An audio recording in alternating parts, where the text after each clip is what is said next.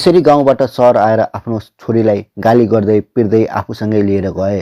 हो दर्शकबिन, यता भूपेन्द्रको दाई आफ्नो ससुरा बुवालाई आफ्नो घर बोलाएको छ सरसल्लाह गर्नको लागि।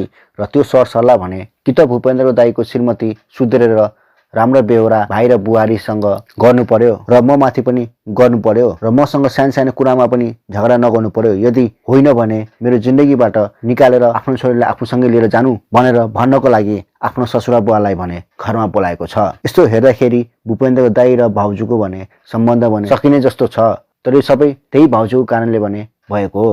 उसले भने आफ्नो खुट्टामा आफै कोदाले हानेका हुन्। हो दर्शकबिन, ता भने भूपेन्द्रको दाई र भाउजूको सम्बन्ध भने बिग्रिसकेको छ। तर यो सबै भुन्टीको कारणले भएको हो भनेर सारा दोष भूपेन्द्रको भाउजूले लगाएका छन् र जेठाजु र बुहारीको नराम्रो सम्बन्ध पनि छ भनेर आरोप पनि लगाएका छन्। र त्यही भएर यता दाइले भने आफ्नो ससुरा बुवालाई फोन गरेर बोलाएको छ र आफ्नो श्रीमतीको बानी बेहोरा पहिला जस्तो छैन। ऊ अहिले धेरै परिवर्तन भइसकेको छ। उसले मेरो भाइ बुहारीलाई देखिसकेका छैनन् र मेरो परिवारको हरेक सदस्यलाई पनि मन पराउँदैनन् भनेर सारा कुराहरू भन्ने छन्। त्यसपछि ससुरा बुवा भने एकदम रिसाउँछ र आफ्नो छोरीलाई भने गाली गर्न थाल्छ र एक थप्पड पनि हानेछन् र भन्नेछन्, तिमीले यस्तो गर्ने हो, तिमीले मिलाएर राख्नुपर्ने ठाउँमा तिमीले आफ्नै घर आफै भार्छौ भनेर बेसरी कराउने पनि छन्। अब आउने भुन्डीको न्याय भागमा। र यता मेरो टीलाई म तिमीलाई मन पराउँछु, तिमीसँग बिहे पनि गर्न चाहन्छु।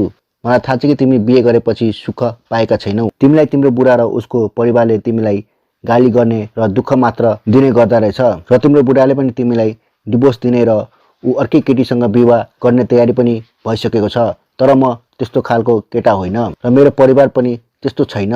तिमीलाई म धेरै खुसी र साथ सपोर्ट पनि गर्नेछु कि तिमी मसँग विवाह गर्छौ भनेर भुन्टीले सोध्न चाहेका थिए। तर केही पनि भन्न भने सकेन र भुन्टीले भने, तपाईँ यसरी मेरो पछि पछि नलाग्नु र यसरी घोडा टेकेर पनि मेरो अगाडि नबस्नु। कोही कसैले यसरी देखियो भने मेरो बारेमा नराम्रो कुरा गर्छन् र नराम्रो पनि सोध्छन् भनेर कराउँछन् त्यो केटालाई र आफ्नो बाटो भने लाग्छन्। र यता अन्तिममा भने जब टोकले र भुन्टीको भेट हुन्छ तब भने त्यो केटाले देख्छन् र देखेपछि त्यो केटाले भने मनै मनमा सोध्छ कि यही मान्छे रहेछ भुन्टीको बुढा भनेर। तपाईँहरूलाई के लाग्छ तल कमेन्ट बक्समा भन्नुहोला। र यदि तपाईँहरू पनि भुन्टी सिरियल मनैदेखि मन पराउनुहुन्छ र हप्ते पछि नछुटाइ हेर्नुहुन्छ र अब भुन्टीलाई खुसी भएको पनि हेर्न चाहनुहुन्छ भने भिडियोलाई एक लाइक र च्यानललाई सब्स्क्राइब गरी जनाउनुहोला।